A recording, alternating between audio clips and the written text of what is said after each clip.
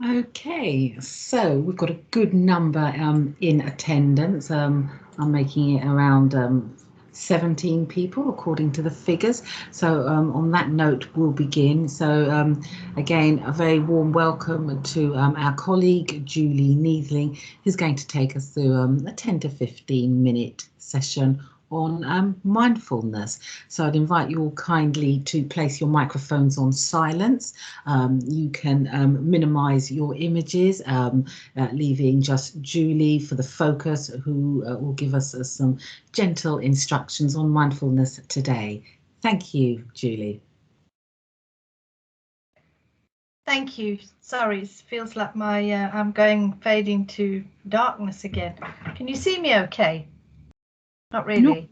Not quite. Don't know why seems to have little gremlins at the moment. So I'm not going to have any slides. So I guess you'll be able to hear me. Thank you. So we'll have to just work with what we've got. And I don't want to, talk about mindfulness and then start getting stressed about things that really are beyond my control up to a point. So thank you for the opportunity. It's lovely to be here, and it's very kind ask of Penny to have me just come along and just to have a little chat today. So I'd like to invite you to I'm going to stand because I just find that's the best way for me to feel grounded.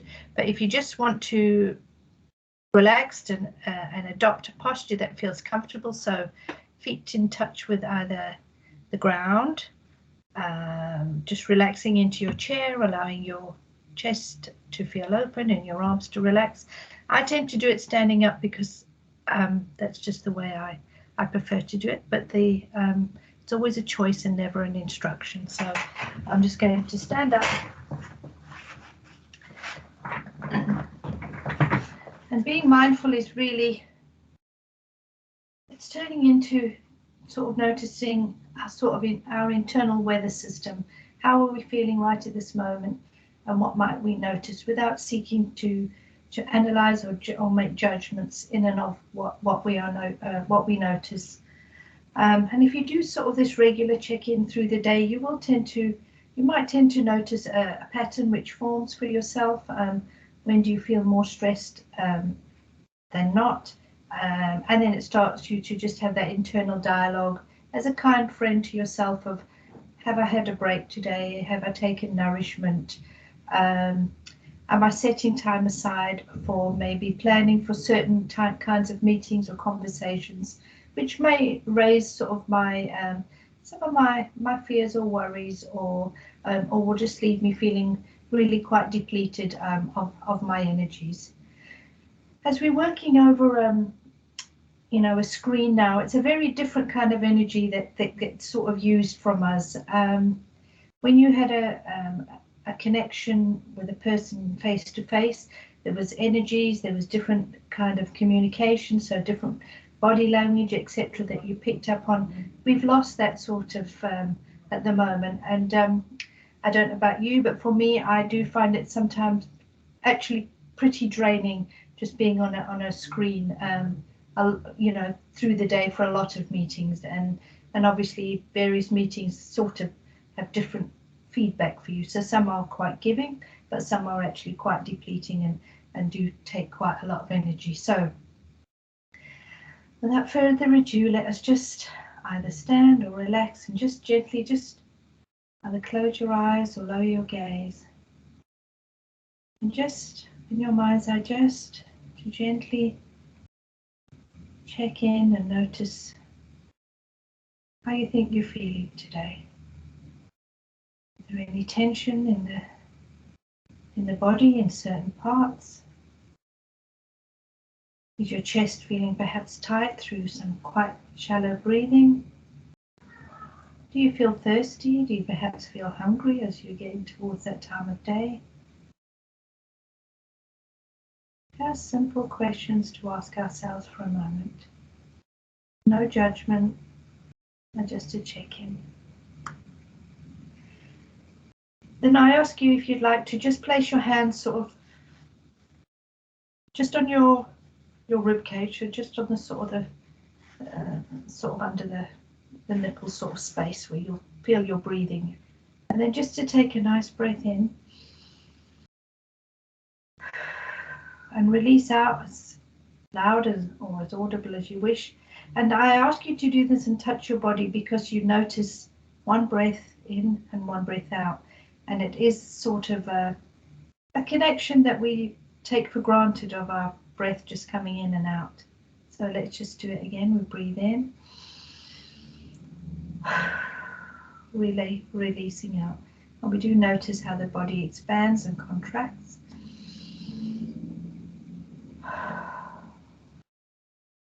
Lovely. Just a little moment, and I think it's always a good technique. You can do it seated, obviously, but you can also do it standing. And I think if you're transitioning through many meetings through the day, I think it's a good technique to just remind yourself, just one moment at a time, just one breath in and one breath out.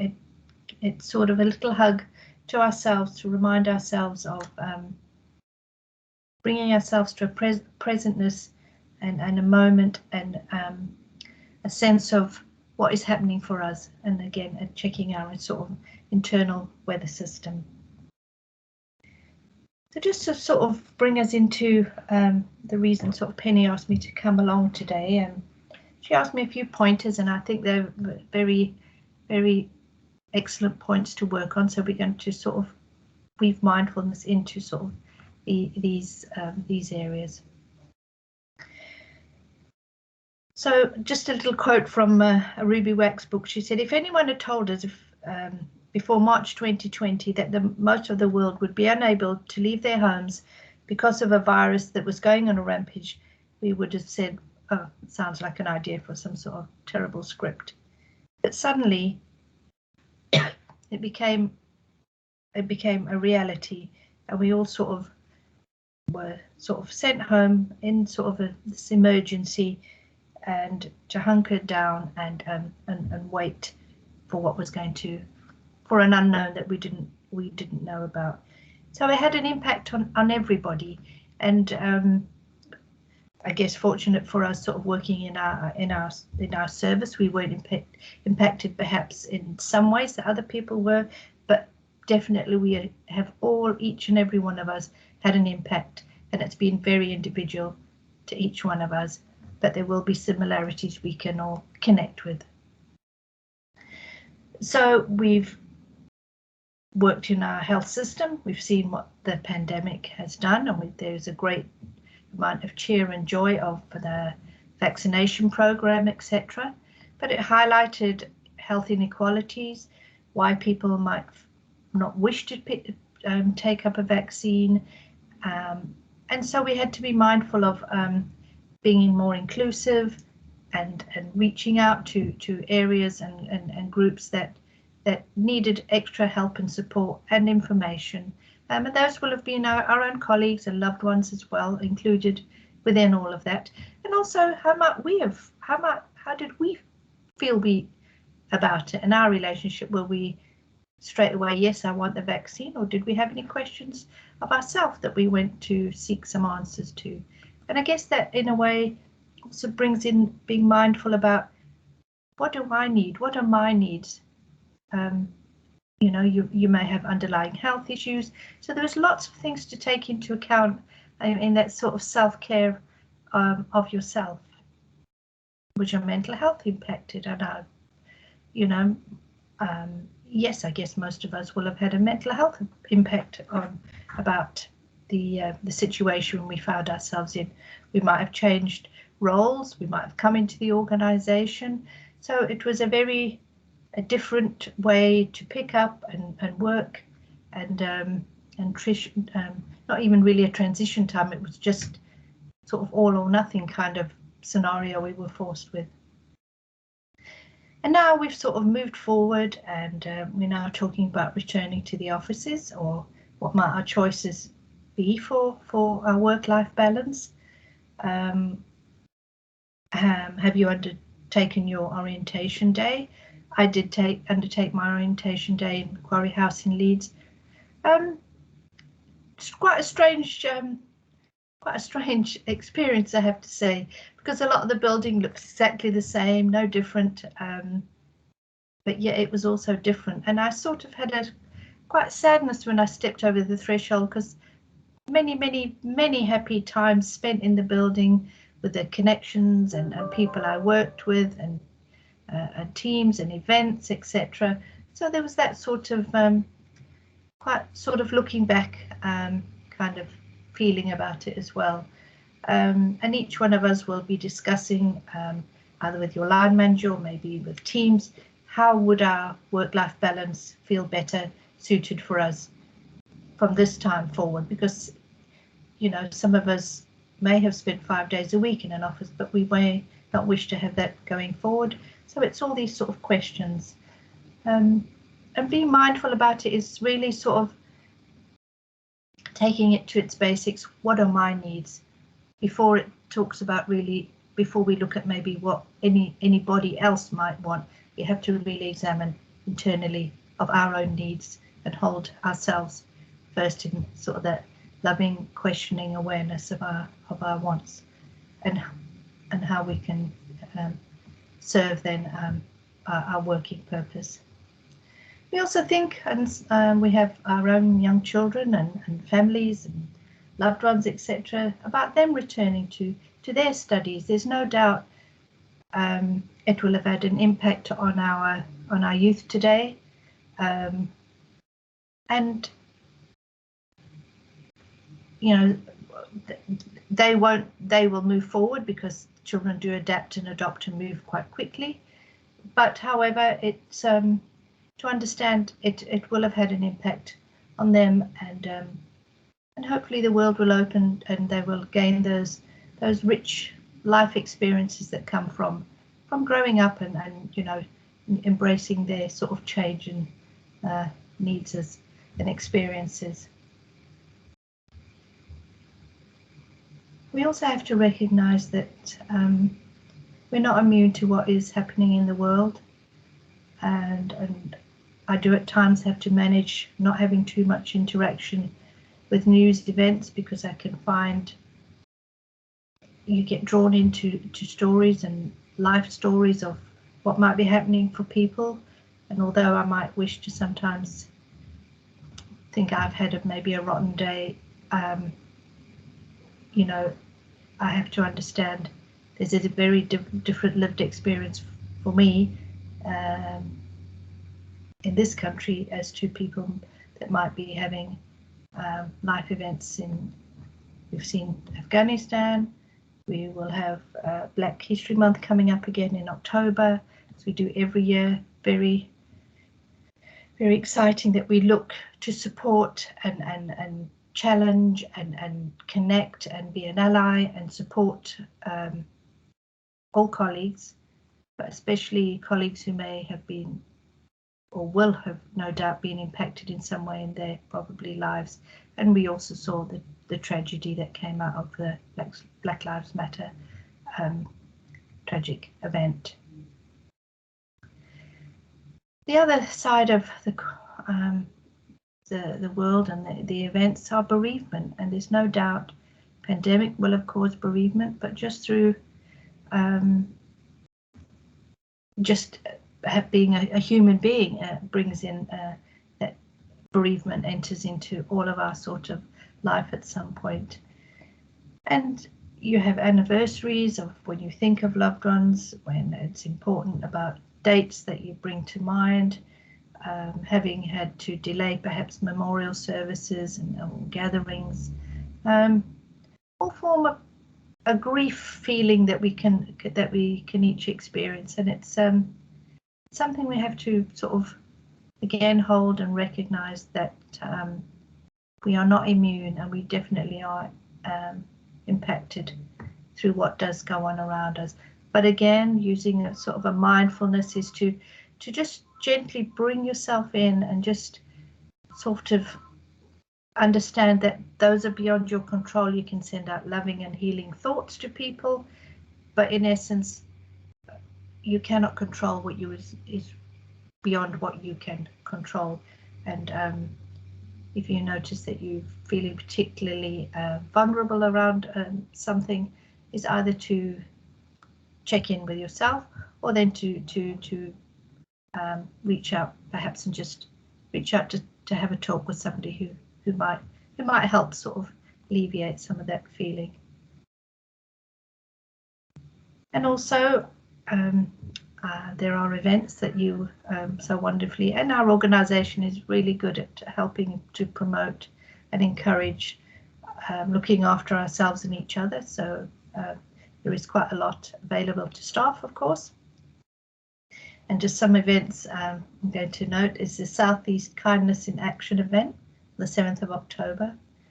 There's National Fitness Day, which is on 22nd. So that is tomorrow. Gosh, September's marching on really quickly. So put yourself in to do a little bit of something fitness, taking a walk. Again, that really is being mindful, is being out in the open and really being with your walking, or what you are doing outside is perhaps not being lost in thought, is really immersing yourself into the nature and where you are and what you might, and using your senses to listen, to hear, to notice all parts of helping soothe the nervous system and bring you to sort of a presentness. And then we've also got National Eye Health Week this week. Really important. We only get 2 eyes, so we've got to take care of them. So that is a little bit of a whistle stop, but I'm just going to take us to where we started, just to a few breaths, and then we'll end with just a little bit of a soothing eye care as well. And I hope that will leave you feeling a little bit uplifted, I hope, and a little bit ready for the rest of the wonderful program I'm sure Penny and team have.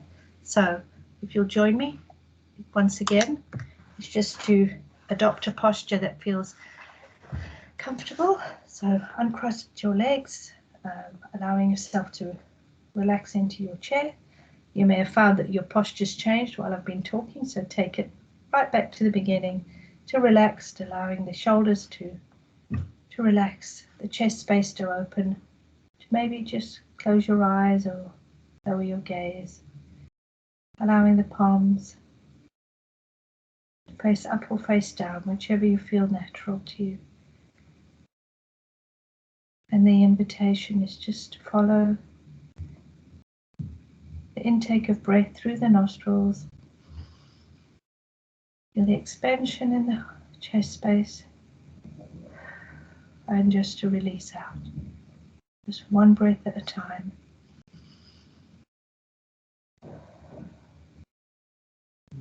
And again, in your own rhythm. It's really good. It's self-soothing, self-nurturing to our mind, body and soul, connects us back again to our being, or not just the doing. At any time we can return to just doing a few breaths, and we'll notice mind chatter, just gently smile and come back to just repeat. The breath comes in and out. Once again, in and out. And before we open our eyes, just rub your palms together, getting a little bit of warmth in there, and then just take those two palms of your hands and just cup them over the eyes, keeping the eyes closed for a moment in that darkness, and hopefully warm. And then just gently let your eyes open. Again, allowing them a little bit of space in that warmth and darkness. And when you feel ready, you can just gently let your hands fall away. And I thank you for the opportunity and wish you a wonderful afternoon. And thanks once again. Thank you very much, Julie. That was wonderful. I did feel the benefit of the eyes. So thank you very much. So just a reminder for all of us to take care of our eyes during National Eye Week. Moving now to thank you, everyone. Thank you, Julie. It was really just some quick updates before I invite Jeanette to make any offerings. But in the email I sent yesterday, I placed some dates on that sheet for you, which we would just ask you to note and commit and hold on to. You'll find most of the information on the NHS Futures platform, and you would have already received various diary invites and information on how to register. But I do ask you to look at that email. I will send it out again because it's got events that are coming up. So, you know, we've got the Understanding Trauma in Healthcare coming up, those dates which are registrable. We've also got the Kindness in Action event, and we do encourage you all to use the link which is on the platform for you to register and sign up for that. The take up for that is steady, but we've got at least another 100 places to fill. So we do encourage you, especially if your trust or your community hasn't had an opportunity to sign up for that. So please do. So anyone from manager upwards to senior level is welcome. It's a masterclass. So do take a look at those events. We've also got our own dedicated Southeast event coming up on the 4th of November. Again, more information to follow. That will be an event that you can register for, and we really would look forward to seeing as many of you at that as possible. There are some other updates coming up. Jeanette, did you want to add anything before I invite Mark to give his presentation on the People Pulse? Thank you, Penny. Penny, while I'm talking, could you put the link of the collaboration website into the box, please? Because sometimes when we leave the space, we forget. So good afternoon, everyone. I'm Jeanette Williams, Head of Staff Experience. Welcome to those of you who are new, particularly Eva and Ashley, who have identified yourselves. So welcome.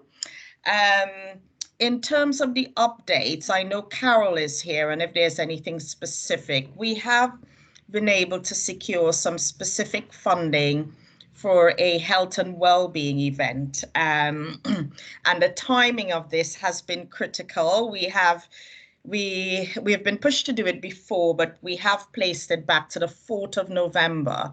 So we'd be grateful if everyone can hold 12:30 to 4 in your diaries.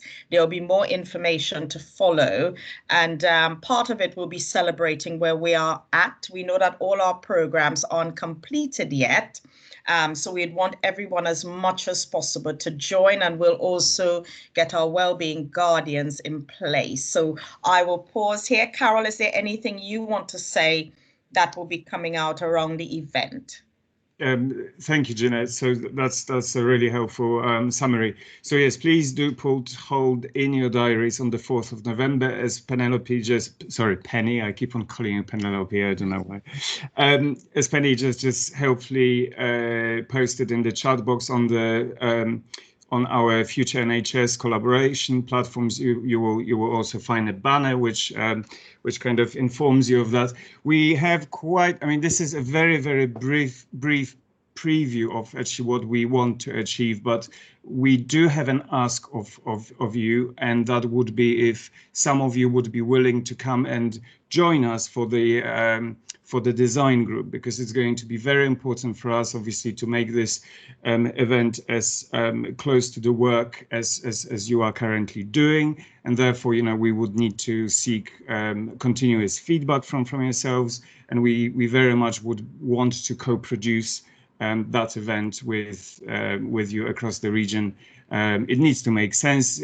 We want to share the best practice. We want to highlight the areas in which we are currently working, so that everyone is kind of equally informed. But I'm very much excited about the event on the 4th. So please link up with Penny, and we will send out the dates for the design group to from then on. So thank you. Lovely. Thank you very much, Mark. Thank you very much. I beg your pardon. Thank you very much, Carol. Thank you very much, Jeanette. So without further ado, over to you, Mark, who's going to give us an expose on the People Pulse. Would you like us to place our cameras to minimal, Mark? Will you be having a display?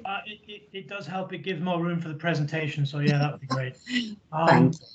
I just need to start with a quick personal note. I ride a bike to school every day, and I was nearly involved in a road traffic accident this morning. Someone driving a van decided that he would try 3 times to try and knock me over. So I'm still pretty shaken by it 3.5 hours later. So just go easy on me, I think, and if I could ask for people's understanding, should I get a little bit hesitant and lose my way during the presentation. I found concentrating this morning to be quite difficult. So without further ado, you do not need to see emails, you need to see this. So I'm going to talk very briefly about some of the results coming out of the People Pulse over the course of the last 3 months. For those of you who aren't familiar, the People Pulse was launched in June 2020 as something of a temperature check to see how frontline staff were coping in terms of their health and well-being during the pandemic. Because it's a pulse survey, it lacks any sort of comparability with annual staff survey figures. The two have a very different methodology, and so we just can't use them to track things over time. Obviously, People Pulse happens once a year. This happens every month. That would be a useful comparison, but unfortunately, it's just not possible. Because we're surveying different people as well each and every month, it's not really good practice to use the results of the People Pulse itself to track results changing over time. There's another reason behind that as well. I'll speak to that later on in the course of my talk. So what I'm hoping today is that we can gain some insights. I can set, I hope, a regional context, and rather than giving you specific actions or you going away with an idea of a targeted response that you can put into play, it's much more, I hope today is about, like I said, setting that regional context and giving you the initial insight to go away and find out more information. Is what was talked about, is that something that's featuring in my organization? So the Pulse survey, the People Pulse survey itself has some regular questions which are asked every month. It then also has some rotating questions, and they change on a monthly basis. And for the months that we're looking at today, that was freedom to speak up, engagement, and health and well-being. And it's those that I'll be talking about, not really the core questions. So before I jump into the results themselves, I need to take you on a slightly comical journey into statistical significance. Without comedy, I may lose you. So I'm going to use an analogy of going fishing. So you go fishing, you cast your rod, you get a bite, and the very first fish that you bring in is Blinky the Simpsons fish. It's orange, it's got 3 eyes, and it is huge. And you're scratching your head, you're quite concerned, and you're wondering, is this what all fish here are like? Is right? If I keep on going, is this the only fish that I'm going to get? Is this typical? Is it normal? The only way that you can come to those kind of conclusions is by, well, you could dredge the entire body of water and catch every fish, and then you'd know. Or you could catch enough of a sample so that you can say with confidence, this fish lands within the 0.1, the 2.1. You can place that fish within the larger population. So with the people pulse, our workforce population, who are not fish, is 207,000 people across the southeast. So to be able to state with a 95% degree of certainty that results coming from the survey are representative of that 207,000, we need to survey or get results from 384 individuals. Now, unfortunately, we don't have 384. We've got that for July only. In June, we reached about 23%, and in August, 203 is about 52% of that 384. So that's another reason why we can't say, we can't use these results to as the trigger for any specific actions, because we just can't say with any real certainty outside of July that results are representative of the workforce population. And again, that's just another reason why today is setting a regional context and giving you some insights that you can go away and investigate further. So the pulse survey, the people pulse survey itself, questions are asked on a Likert scale. So 1 to 5 or 1 to 7, depending on the question. Low scores are negative responses, high scores are positive. And this is what the results look like typically. So we've got the blue showing positive or high scores. We have a comparison to the overall national picture for that one question at that month. Because, sorry, the People Pulse is a monthly survey. I didn't mention that earlier. The light grey results are people who've responded kind of indifferently or neutrally. And lastly, the dark grey responses are negative responses. So moving on to the results for June. Freedom to speak up. This is the entire data. I'm not going to read it verbatim. I think that's just bad presenting. I used to be a former teacher, so I have a little teacher on my shoulder telling me not to do that. So I instead will pull on the second question. In my organization, people are encouraged to speak up and don't have fear about negative consequences. For me, this is suggesting a potential culture problem, because as you can see, we have as many positive responses as we do negative responses. And just going back to the first question, people generally aren't feeling that they're treated fairly if they come forward with an issue to speak up about. 46.6% saying that is the case, that they are treated fairly, sorry. But the majority either indifferent or responding negative. And we can see bottom left of this graphic, we can see that at 62.5%, health and well-being of staff and colleagues is the #1 thing that people are coming forward to speak out about. On engagement, for those of you familiar with the staff survey, you'll recognize these questions as the engagement theme questions. That's because the People Pulse is one of 2 ways that you could ask your employees the National Quarterly Staff Survey, I believe it's called. So that survey is being asked once in the National Staff Survey, and then at 3 different quarterly intervals. And one of the ways that that's being administered is the People Pulse. Not all trusts, I think this is 25 of the region's 31 providers have contributed to this data, so it's quite representative of across the region. What was I going to talk about here? Yes, the 3 conditions relating to a high-performing team. Firstly, individuals in the team need to feel as though they have autonomy. They can do their work in a way that they see fit. Secondly, is a sense of purpose, that you're not just working for a pay packet, that you're working for something else, something greater than just coming to work and leaving at the end of the day. And thirdly, mastery, that you as an individual, through performance of the tasks, can improve and get better and develop at that, doing that job. I would argue that questions 4 and 5 on the left show that we've got 2 of those, or at least they contribute towards 2 of those 3 metrics that I just mentioned, autonomy, mastery, and purpose. People feel that by and large, they're able to show their own initiative. And the subsequent question, the majority of people are saying that they are able to make suggestions for improvements in their team or in their department.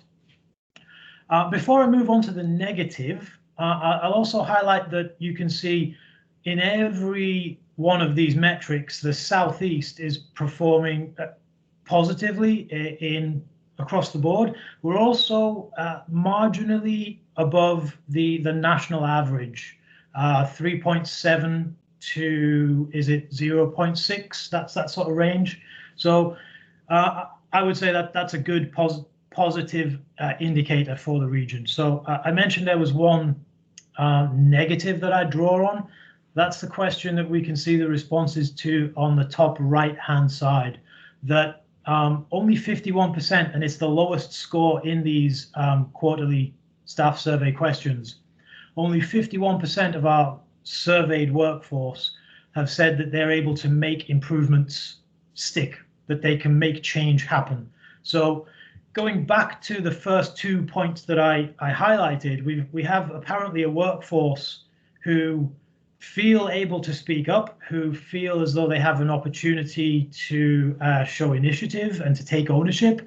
But when they make suggestions for changes, some of those changes are hitting a wall and they're not taking effect. And that to me suggests a real potential demotivator for the workforce at large.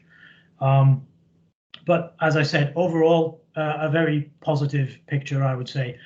If anyone's interested, just briefly, a slight segue away from these results, I mentioned that these results show 25 different organizations from the Southeast. The entire Southeast, because this 9 questions were mandatory. They were oh no, sorry, I'm forgetting. They were originally mandatory for July. That date has shifted to January. My apologies. But anyway, the other organizations that have participated outside of the People Pulse through PICA or third-party providers, those results are going to be available from early October on the Model Health tool.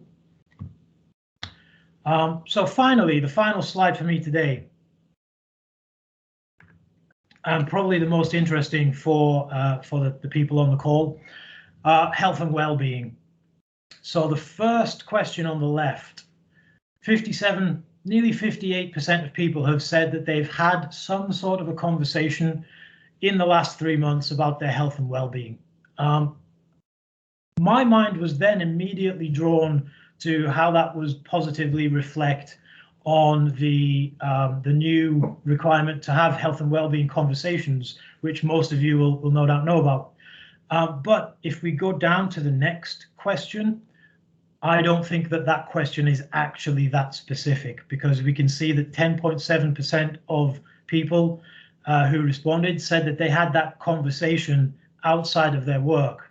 That's obviously not that health and well-being conversation. So I would say positively that, looking at this positively, we're casting the net much more broadly than the health and well-being conversation and asking, are staff speaking about their health and well-being at all? But can I just ask for some support here, Penny, or someone else from the engagement team? Can we just have a show of hands, which I can't see? A show of hands, whether I should feed back to the national engagement team. Would you find it more helpful if that question on having a health and well-being conversation, if that was more specifically worded to focus in on that health and well-being conversation? Show of hands, anyone that would prefer that that question was reworded to be a little bit more specific? I can see 2 hands, 3, 4, 5, 6. I think the hands are coming in. 7, 8.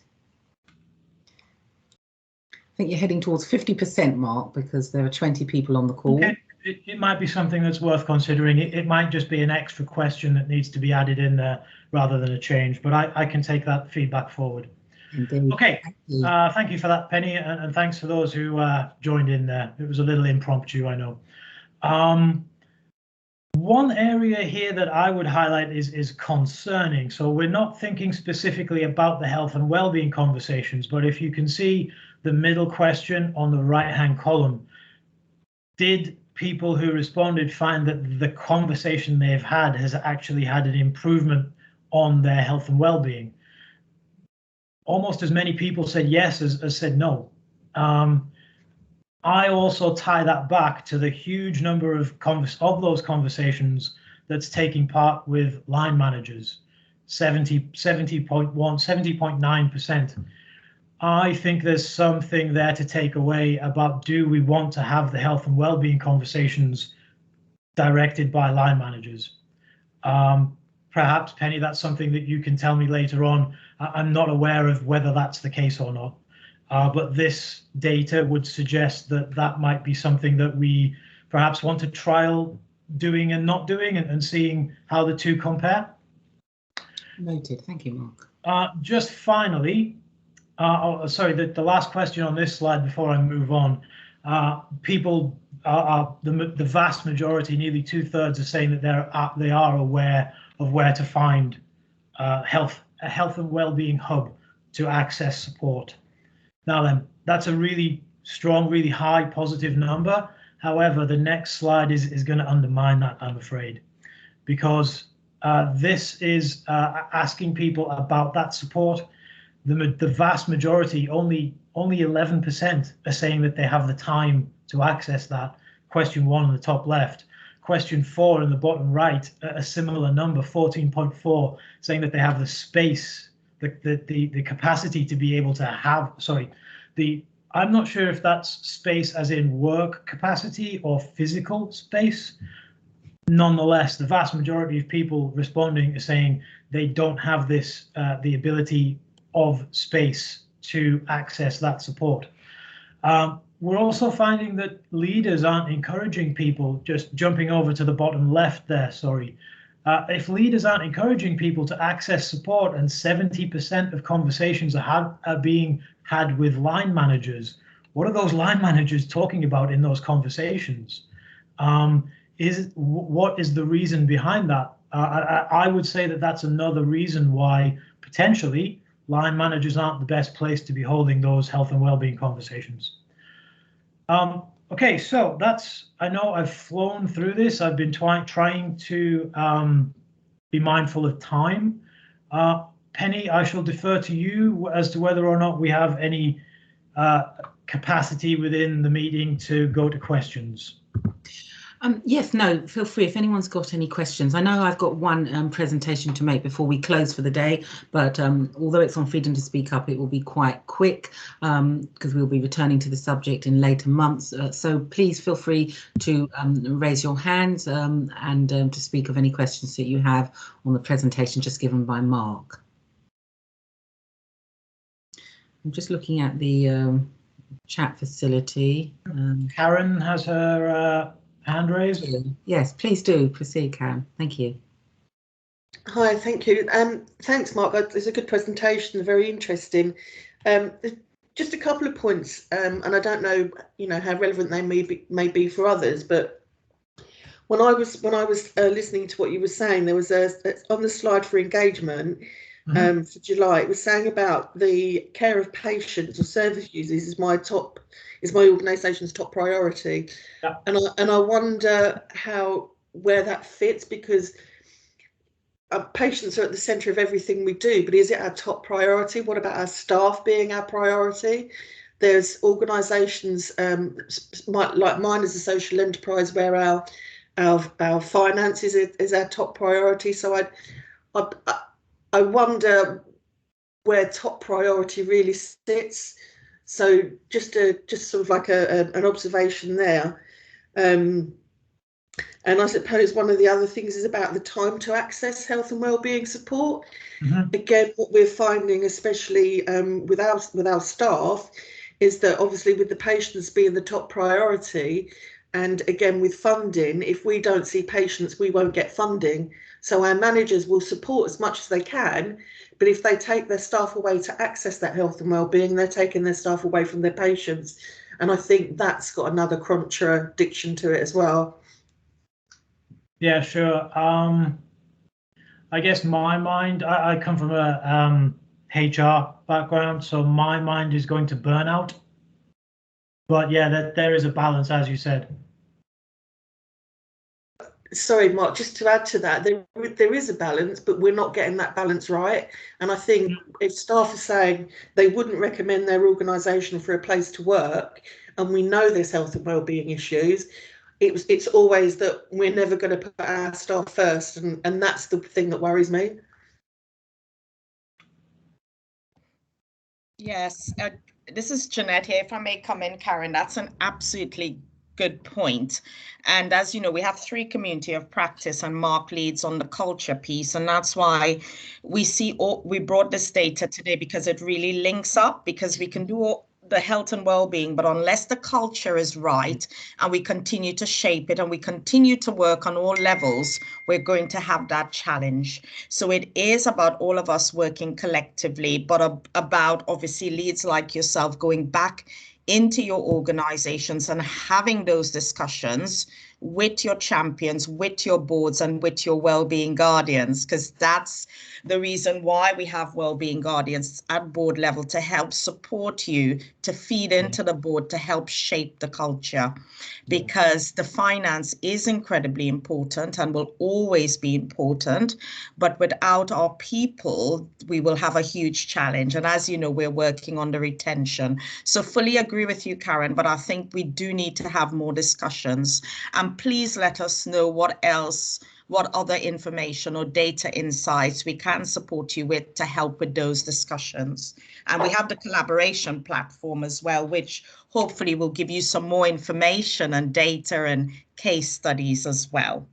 I notice Angela has put a comment. It's the staff who provide patient care, and they can't do that if we don't look after them first. So that's the message. I always say that our delivery to patient safety and quality is only as good as our staff safety, well-being. So yes, so I'll hand back over to Penny, because I know she has a final presentation, but keep the chat going. And if there's anything else, then please message Penny and Mark. Penny, over to you. Jeanette. Lovely. Thank you, Jeanette. And thank you very much for that, Mark, and for the contributions therein. Mark, if I could ask you, would you kindly be able to operate the Freedom to Speak Up slides for me? Oh, do you know, I was so caught up with the morning I've had with my own presentation.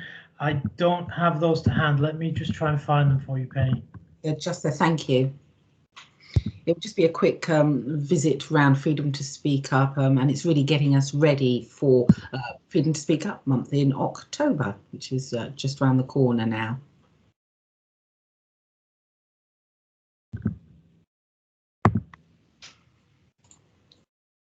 Lovely, thank you, Mark. you.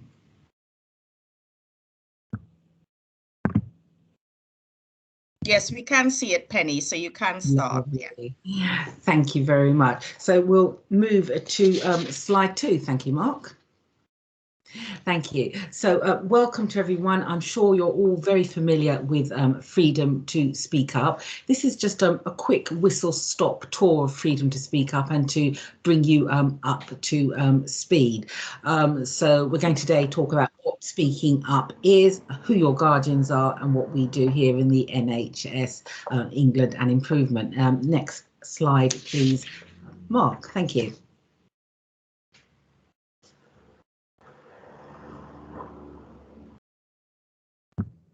My left and right buttons don't seem to be working. Very strange. Oh, there we go. Lovely, thank you. So what is speaking up? So we speak up when anything goes wrong, or even if we think something might go wrong. We even speak up when things go right. That's just as important. But we speak up on a range of things. So it could be a concern, a complaint, or taking out a grievance. It could also be suggesting an improvement or a learning outcome. A lot of people often fear about speaking up because they think, what if I'm mistaken? And that actually becomes a barrier for them to speak up. But if you're genuinely concerned about anything, please do feel free to use the freedom to speak up. The NHS has got a freedom to speak up policy in place, and you'll find a live link in the slides, which will be available after. We'll move to the next slide, please, Mark. Thank you.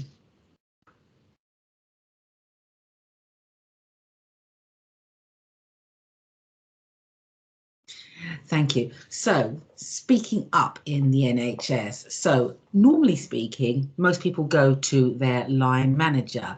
But if for any reason you don't want to go to your line manager or feel that you can't, there are a whole range of other people that you can speak to. So as you can see, I've listed them there, and I've also added any health and well-being champion, because our champions are there to signpost us further. So if you really do feel you can't go to anyone else, you can always go to a health and well-being champion, and that could be any and everyone who wears a health and well-being hat within your organisation. As another line of contact, you could also go to another Freedom to Speak Up guardian. Now, this doesn't have to be the Freedom to Speak Up guardian in your own community or trust or region. There's actually a global list of Freedom to Speak Up guardians, and you can choose any one of those guardians that you would like. They don't have to be in the same geographical location. You can go to your own guardian within your own community or trust setting. You can go to the new executive lead, Anne Radmore, or you can go to the non-executive lead, who is Sir Andrew Morris. I've also put there the health and well-being guardians. So we've got the health and well-being champions, we've got the health and well-being conversations, but to oversee it all, the parent of it all within the organisation is the health and well-being guardians themselves. And we've got quite a few health and well-being guardians already in place. And as Jeanette mentioned earlier, those health and well-being guardians are actually there to make sure that the cause is properly championed, supported, endorsed and followed through. We'll move to the next slide, please. Thank you, Mark. So freedom to speak up is not just about coming because you've got an issue or because you've got nowhere else to go. It's actually another layer of support, another access, another pathway. We do actually listen in Freedom to Speak Up, and we take the time to listen and to signpost and to bring that support to whatever situation you may be finding yourself into. So we do recommend that you profile, use and support your Freedom to Speak Up guardians in your organisation. You can see there from the list that Freedom to Speak Up guardians do a whole host of things and can be very instrumental in bringing about a situation of peace, one where issues are resolved, listened to, acted upon, and learning outcomes shared. So you do also have an opportunity to give the feedback of your own Freedom to Speak experience. We'll move to the next slide. Thank you, Mark. So this is a picture of a number of the Freedom to Speak Up Guardians. I hope you can see that it's actually quite diverse, but we are coming up to Freedom to Speak Up month in October, and I strongly encourage all of you to encourage anyone who's got an interest in Freedom to Speak Up to look out for the recruitment process, which will be starting in October. We're looking to increase the diversity and the numbers of Freedom to Speak Up Guardians. The aim is to have 2 in every region. At the moment, we have about 1 to 2 in most regions. I am the Freedom to Speak Up Guardian for NHS England and Improvement South East region. But within each of your own organisations, you should already have a Freedom to Speak Up Guardian in place. And if not, then all the better to use the recruitment opportunity coming up in October. You can contact our guardians on the link below, and as I said, this will be available on the slides post meeting. So we'll move to the next slide, please, Mark. Thank you. So I'm pleased to let you know that back in July and August, we conducted a piece of research to find out why it is that people felt that they could not actually use the Freedom to Speak Up facility. The results have come out. They are very revealing and very telling, actually, and we've got some real lived experiences, both good and bad, of Freedom to Speak Up or not, as the case may be. The results and the outcomes are just going through the approval process and hopefully will be available for publication before the year is out. So do listen out and look out for that. That's coming up. Over to the next slide. Thank you. So we've now refreshed our contacts and our links, and as you can see here, we've even got a new online form which started in April of this year, so you can actually make an anonymous mention of a situation that has affected you for Freedom to Speak Up. We've got our research project and the publication of the results coming out, and we are looking at making more case studies ongoing so that people can see them and we can have more experiences being followed through, listened to, observed, and learning outcomes given from them.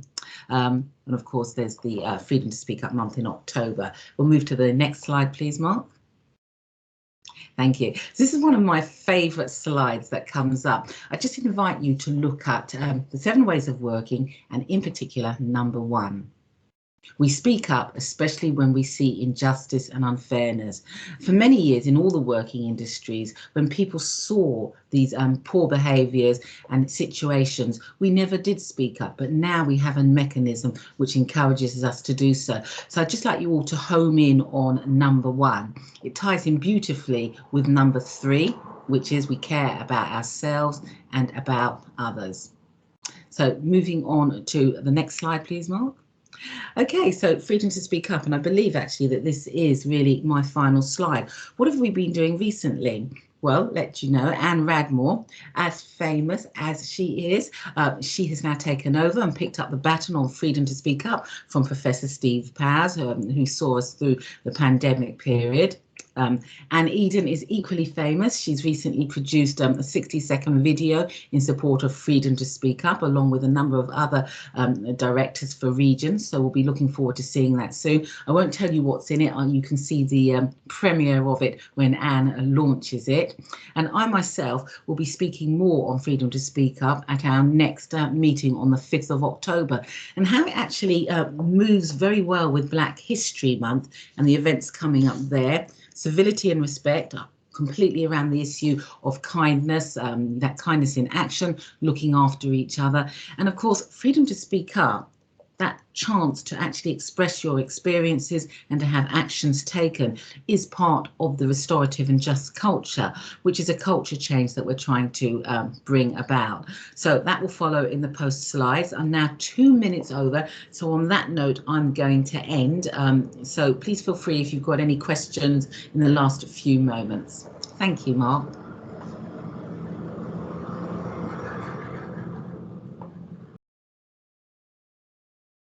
I'm just looking through. I can't see any questions in the chat.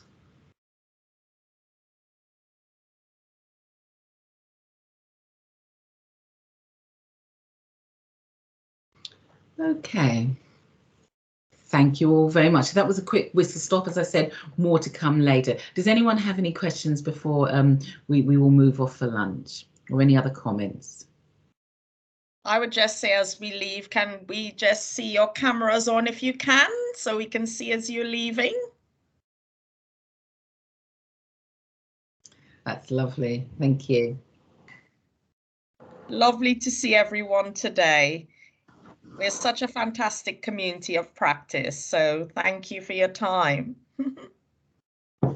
Yes, the team will remain for a few moments if anyone's got anything they'd like to approach us on. And of course, if you would like to just leave anything on information or ideas that you have in the chat box, I will pick them up. We next meet on the 5th of October. You'll receive a recurring invite from October all the way through to February 22. And we're also in contact with your health and wellbeing champions